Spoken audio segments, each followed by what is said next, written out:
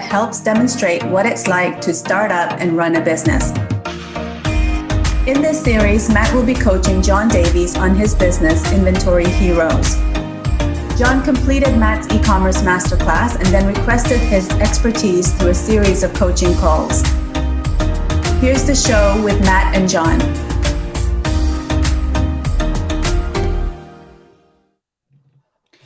Well, good afternoon and welcome to the e-commerce journey show with me and John. John, say hi. We're live, I think. How are you doing, everybody? It's all good, isn't it? It's all good. We're actually trialing. Say again. Got there eventually. We did get there eventually. We're actually trialing a new little bit of new software here. I'm used to using eCam, and today we're trialing the Restream Studio. So I'm just trying to figure out what all of that is. So please do bear with us as we do that. Now, for those of you who don't know, this channel you're watching this on, you're watching it on Facebook or YouTube. We do the e-commerce podcast, and part of what we do is every now and again, we jump on the phone with John and we have a little bit of a coaching session. An e-commerce coaching session is probably the best way to describe it. And so that's what we're going to do with John right now. So you are listening into part 3 of that conversation. And so without further ado, let's get into it. And welcome, by the way, if you're watching the live stream. So John, how are we getting on? It's been a good few weeks since we last spoke, right? Yeah, it's probably been 8 weeks, I think, which is too long, really. Yeah, it's been a kind of bittersweet time, really. We've had a bit of bad luck.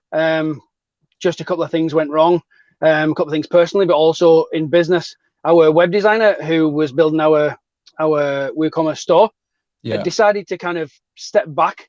I still don't know why. There's no issue there at all, but he just decided to step back and kind of stop working with a load of clients, of which we were one. Maybe it's just small ones, I don't know. So we've had to find a new web designer, which has been a complete pain in the backside. Luckily, we now have one who is fantastic. Actually, I was on the phone with him this morning. And he's just brilliant. He's been doing web design with WooCommerce and stuff for the past with loads of different platforms for the last 20 years, which is just going to be brilliant.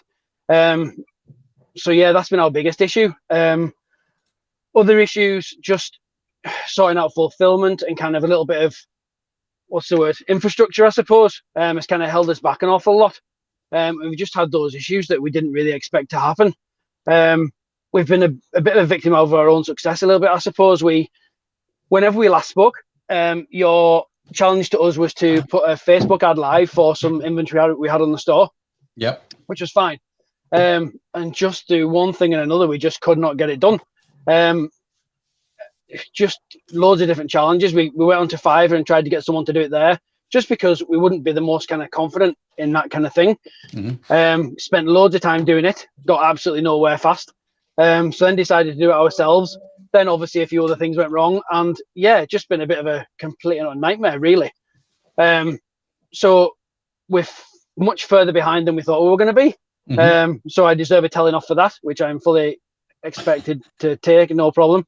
But again, the bittersweet thing comes because in terms of sweet, you probably saw the Amazon thing kick off in the news probably about a week ago now, where they were talking about dumping product and all that kind of stuff. That just sent us into kind of a bit of a tailspin. Our business obviously is selling surplus inventory, surplus stock.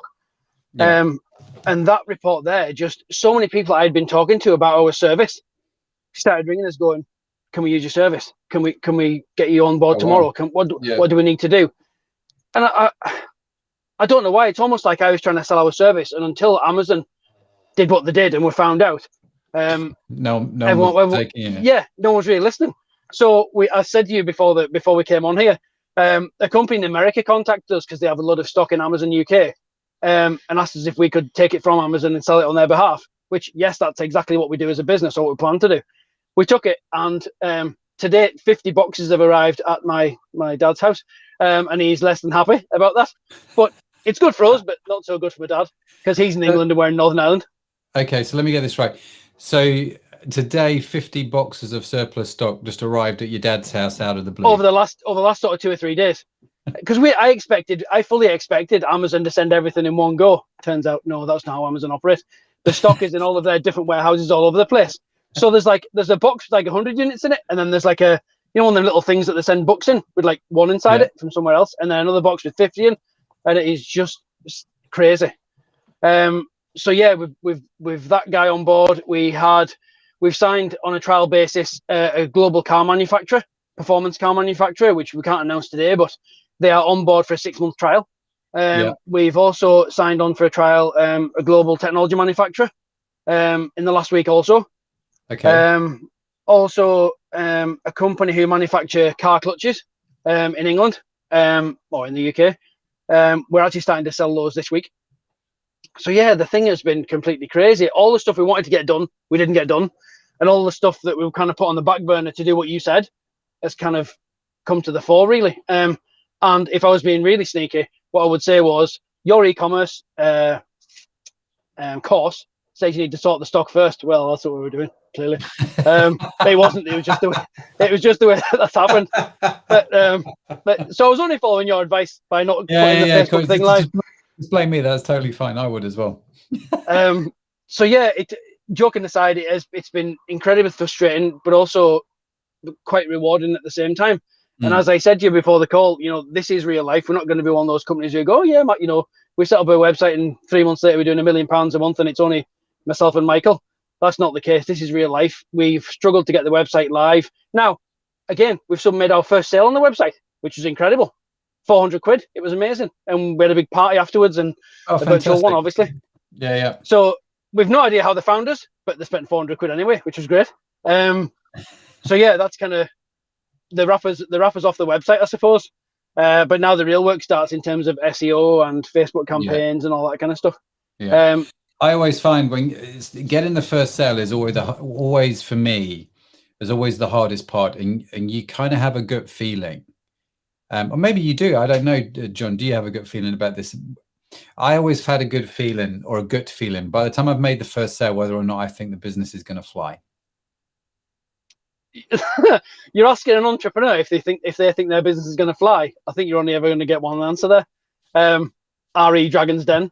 But do you know do you know what we realized? It's totally down to the products we sell. So yeah. Oh, John, you've paused. I don't know if you can hear me. That was my dad ringing probably about those boxes just to prove that I wasn't telling you any fibs. But there you go. There's social proof right there. It's going to be down to, I think, the products that we sell. So if we can keep selling exclusive products, and I think we spoke last time about the products we were selling were quite exclusive, quite rare, quite expensive, if for want of a better phrase. If we can continue with that, that is its own real SEO, and that's how the guy found us. Joking aside, he actually typed into Google the manufacturer of the speakers and the speakers he was looking for, and the only people selling them were us. Because they are surplus product, the last year's product. So, yeah, I think a lot of it's going to be down to product selection. We could be the company who sell, 1 million fidget spinners at 50 pence each. Yeah. But that's never going to get anybody any exclusivity. It's not going to make any real money, to be honest. And there's loads of companies out there, clearance houses, who do that kind of thing. We don't want to be that company. We want to be kind of exclusive, and we want to be a partner to the manufacturers that we're dealing with. So, yeah, of course, I think it's going to fly. I'm never going to say anything else, but I do think there's some integral decisions to make there in terms of being careful in what products we sell, how we market them, and more importantly, being very kind of sympathetic to the brands that we're selling for. Looking after their brand at all stages of the transaction. Okay, so you've got a new supplier on board, the American guys. Or the American company that's sending you 50 boxes of product. Yes. You've obviously got the car parts coming. You've got the speakers on the site and a few sort of affiliate products you're selling as well. Correct. And you've got your first sale, which is always monumental. So congratulations on that. That's always nice when you get your first sale. You've had to use your term, a bit of a nightmare few weeks going off. I appreciate there's been a whole bunch of stuff going off. And you've lost your web designer, so you're looking for a new web designer. You've been trying to get help with the Facebook campaigns through Fiverr, and that's been problematic. Yep. So what's the biggest thing I can help you with this week? I suppose the biggest thing would be helping us with the campaign. Like, for example, I know what it is actually, just while we're talking, I know exactly what it is. One of the things we discussed this morning before we came on here today is my fear about the fact that one of the companies that contacted us this week is a cosmetics brand. And they make loads of different cosmetics. One of the things they want us to sell is fake tan for our sins. So, which is great. But as you can imagine, selling vehicle clutches, selling performance car parts, and selling fake tan aren't really complementary products. So should our website say customers who bought this should customers who bought this clutch for a Porsche should be looking at fake tan because we think all Porsche drivers use fake tan? Doesn't really make any sense. So in terms of marketing the business, I'd love some advice on how to, because it's going to be such an eclectic range of products. And yes, I appreciate we do need to focus, but just that's obviously the products that have come to us this sort of last week or so. And it's hard to say no. I appreciate we probably do need to at some point. But yeah, in terms of marketing that kind of wide range of products, is there any advice you can give us on how to do that? Do we do it individually? Do we market the company as, do we market on scarcity? Do we do it that way? We obviously have the kind of environmental thing and sustainability, which we can market, obviously, which is one of the main reasons the company was set up. But yeah, it's kind of a bit of a mishmash at the moment. And as I used the phrase I used before was victim of our own success in a little bit of a way, really. Just we've contacted so many companies now they're all coming back to us all at once. Is there any advice you can give us in terms of marketing so many different products all at once? It's going to be tricky because what you've got to think about is the customer journey. So the customer comes to your website and they come and look at your website and they see, let's use the two extreme examples you've used, fake tan and a Porsche clutch, right? These, as you say, are not complementary products, are they? They're quite distinct, correct, separate products. And whilst on one hand, you've got websites like Amazon that would probably sell a Porsche clutch and fake tan, there aren't that many websites out there that will do that. And those that do, I'm going to assume that the buyer or the visitor to the website will have a natural skepticism. So if I go to a website that's selling Porsche clutches and it's just selling Porsche spare parts, I'm going to feel like I'm in the right place. But if I go to a website that's selling Porsche clutches and on the website it's also selling fake tan and I see that, I'm going to go, well, hang on a minute. Is this, what is this? I'm confused all of a sudden. Do you see what I mean? Good point. Yeah, I do. Yeah, absolutely. And so you've got to, there's a number of ways to approach this. Number one, which is probably your most expensive route, is to set up a website for every category of product. So you'd have an automotive one, you would have Inventory Heroes beauty, you would have Inventory Heroes audio, do you know what I mean? And you would have these different websites. I think the problem with that is you're definitely not big enough. Completely. And the other irony, of course, is when you're big enough, you probably won't need to do it. So so here's an interesting conundrum that you've got, is like, how do you deal with that in the mind of your customer? And that's actually going to be your biggest problem. Okay. Maybe we don't, Matt. Maybe we focus on one industry, like you've just said, then have one website and go down one industry route. Say, for example, car parts, just for argument's sake, because that's the way it does seem to be going at the moment. So, because we've got one or two clients who sell similar sort of things in the car part industry. So maybe that's what we do. Just for right now, we just completely focus on that as a business model or as a product line. Mm-hmm. What do you think? Yeah, I mean, it's interesting, isn't it, when you start out in business, because the hardest thing you ever have to do, I think, as an entrepreneur is say no. And correct, yeah. Lesson to say no, because you're like, well, what happens if, right? What happens if we sold £1 million worth of surplus fake tan? Because let's face it, there's probably £1 million worth of surplus fake tan just, out there right now. So it's an opportunity, and entrepreneurs hate saying no to opportunities. Correct. And so I think you're right in some respects. You've either got to niche it down and just say, no, we're going to focus on this industry here. Or if you're going to be this all-encompassing website, you definitely need to get some other suppliers on there pretty quick. And your homepage needs to be really, really spot on in its messaging, as in we get surplus inventory from all different sectors and we throw it on here. So this is surplus stock, which is why you're getting a bargain price, which is why you might see a fake tan next to your Porsche clutch. And I'd almost joke about it. Do you know what I mean? Yeah. And then people might just be kind of relieved and go, oh, okay, so I'm buying some surplus stock somewhere. Whether that messaging could be clear enough and work well enough, I don't know. You could test it.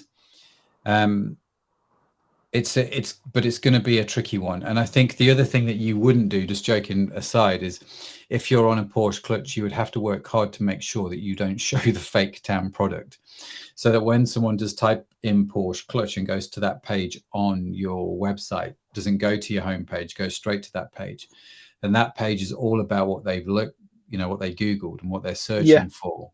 All that information is then on that page. And then if they want to, they can go to the homepage and they can understand, what else is going on. Because maybe at the top of your page, you've got headings like automotive, health and beauty, and so on and so forth.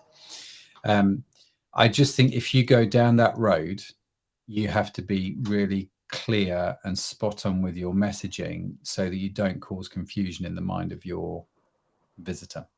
Yeah, I totally get that. And I think you're right. I think if someone landed on, say, for example, the Porsche clutch from Google, we'd need to really make sure that the related products, or whatever you want to call them, at the bottom of the screen or wherever they are related, like you say, rather than just fake tan. Or I think one of the other things we're selling is windscreen sunshades.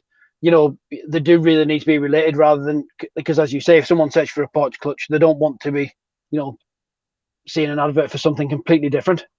It needs to be within that realm. Sunshades I'd get, because that's automotive. Do you know what I mean? You could be broad like automotive.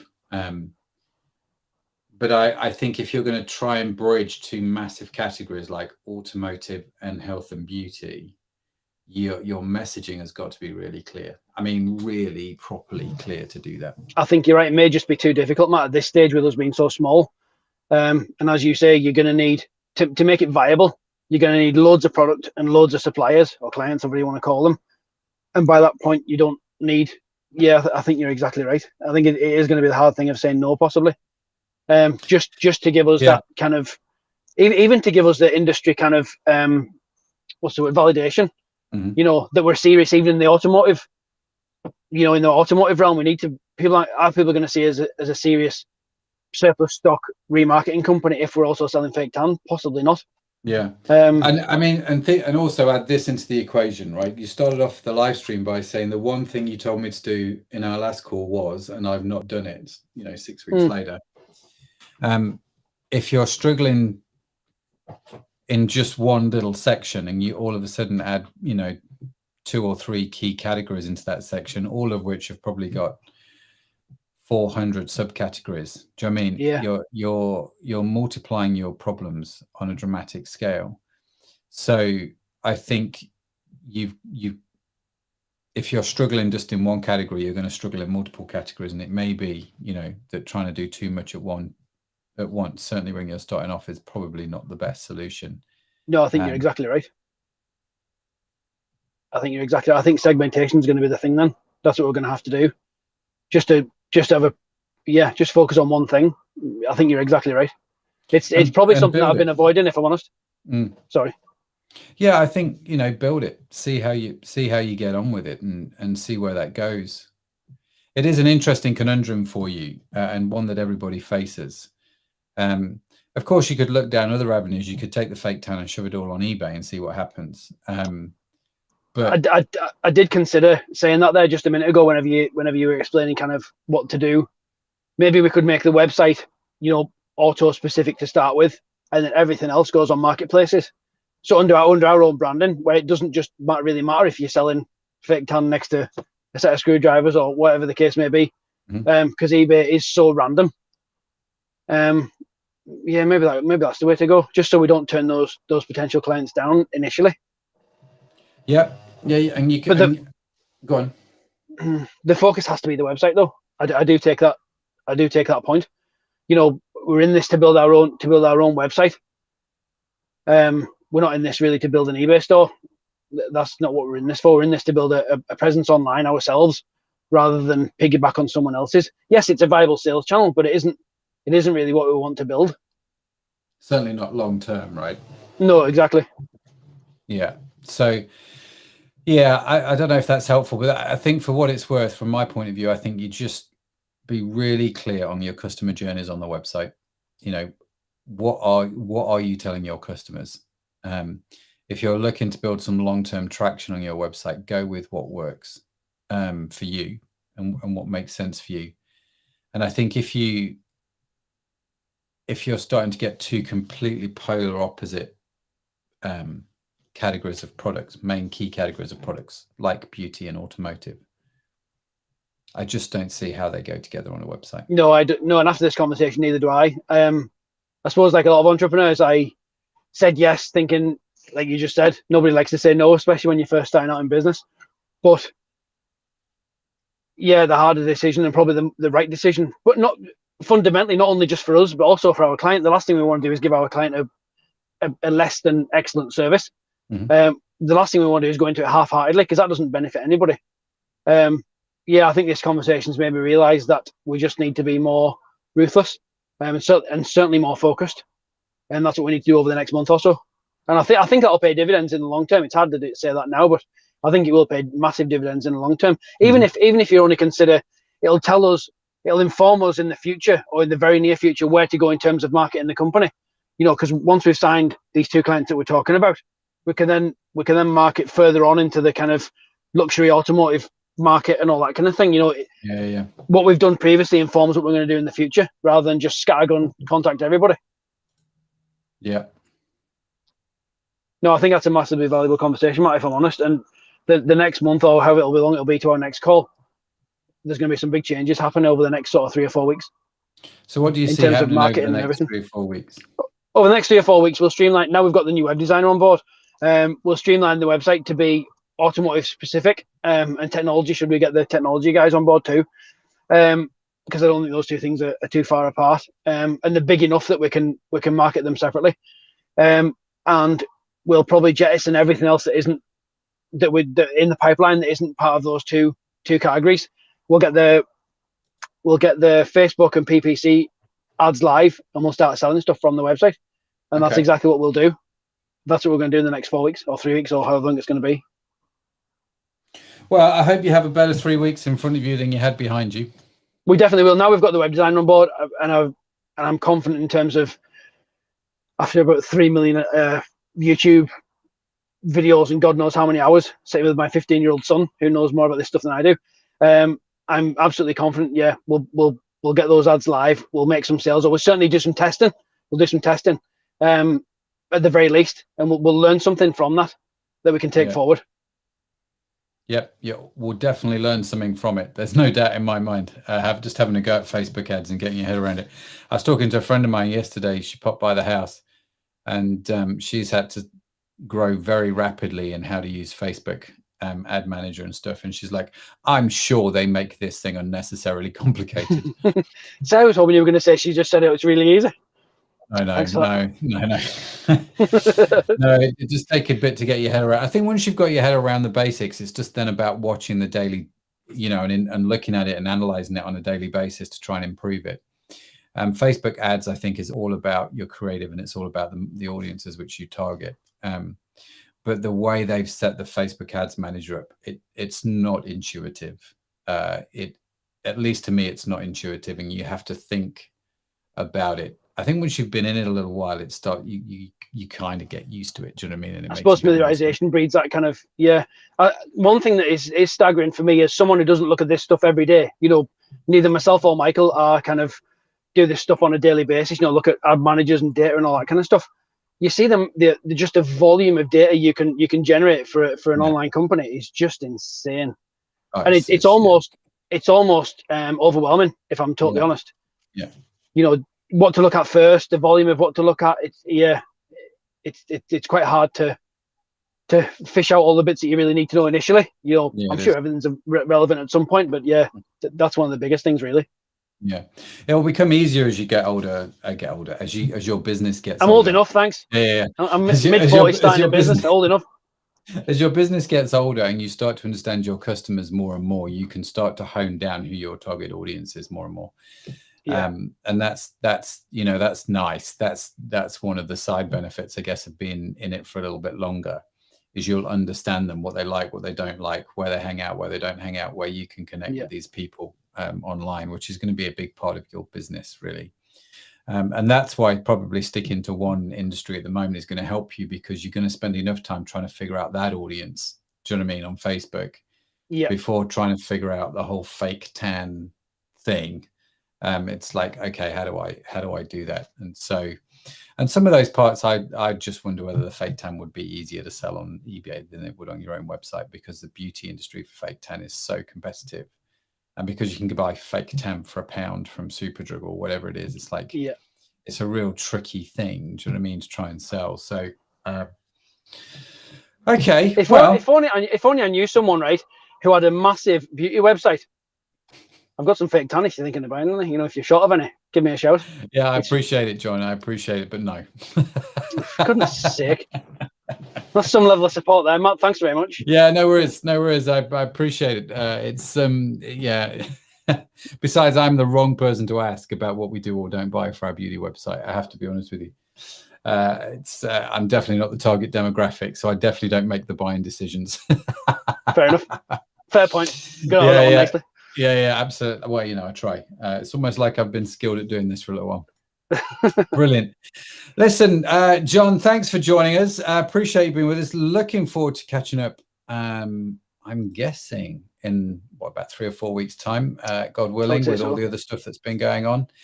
I'm looking forward to seeing. Hopefully, the next 3 or 4 weeks will be better for you. But thanks for being with us, John. We'll see you Thanks for your time. Next time. Cheers. Thank you. You've been watching e-commerce podcast journeys with Matt Edmondson. Give us a like and don't forget to subscribe.